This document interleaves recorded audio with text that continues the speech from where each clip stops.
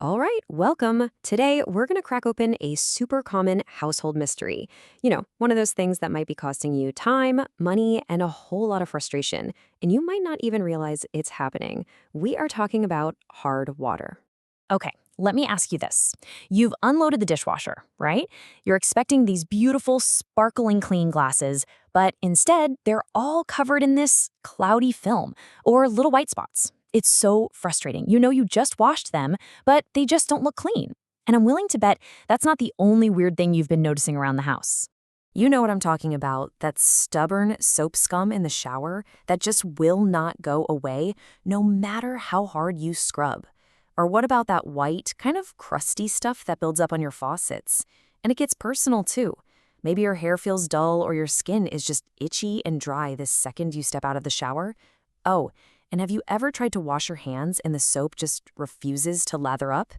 If any of this sounds familiar, trust me, you are not alone. So, here's the big reveal. You can scrub and rinse and buy all the fancy cleaning products you want, but this isn't about how good you are at cleaning. It's not your fault. The problem is actually coming from inside your house. The real culprit? Well, it's the water. And that brings us to the star of our show today, hard water. What is it really? Well, the definition is actually pretty simple.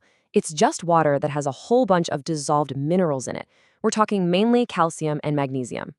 Now, look, it's totally fine to drink, it's not a health risk or anything, but it is the source of all those super annoying practical problems around your home. So you might be wondering, where does this stuff even come from? Well, it's actually a totally natural process. See, before water gets to your top, it's groundwater, right? And as it travels through the earth, flowing through layers of rock like limestone, it just kind of picks up these little mineral hitchhikers, calcium and magnesium, and carries them all the way to your house. And here's a really great way to think about what's happening inside your pipes. It's kind of like cholesterol in your home's arteries. Seriously, this mineral buildup, which is called scale, it just slowly but surely coats the inside of your pipes, making the opening narrower and narrower. And that puts a huge strain on your whole plumbing system.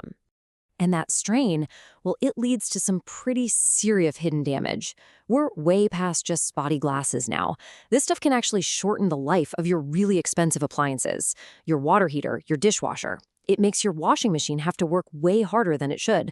And of course, it clogs up the little things, like your faucets and shower heads, which is why you get that really weak, frustrating water pressure. And if all that wasn't bad enough, here's where it really hits you right in the wallet. Higher energy bills. Think about it.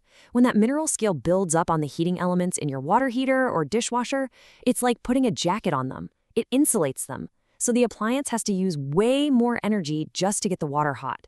And all that wasted energy? Yep, that shows up on your utility bill month after month.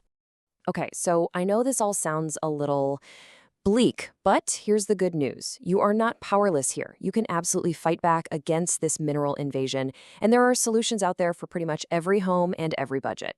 So the solutions pretty much fall into two camps. First, there are the simple habits, things like using detergents that are actually designed for hard water, or just taking a couple minutes to clean the gunk off your faucet aerators. Even using a descaling solution in your coffee pot can make a huge difference. Then there's the other side, the more permanent treatment systems. You've got the whole shebang, a whole home water softener, or you can go smaller with point-of-use filters that you just attach right to a specific faucet or your shower head. So where do you start? Here's a super simple 3-step action plan for you. Step 1, get your water tested. You gotta know what you're dealing with, right? That'll tell you exactly how hard your water is. Step 2, take a look around. Based on those results, figure out what your home really needs. And step 3, and this one is really important, talk to a licensed pro. They can look at everything and help you figure out the absolute best solution for your situation. You know, at the end of the day, just by being here and learning about this, you've already taken the biggest step. Because knowledge really is power. Now that you understand what hard water is and what it's doing, you're empowered to protect your home, save money, and just make your daily life a little bit better. So I'll leave you with this one final thought. Now that you know what to look for and you know what's at stake, take a second to think about your own house.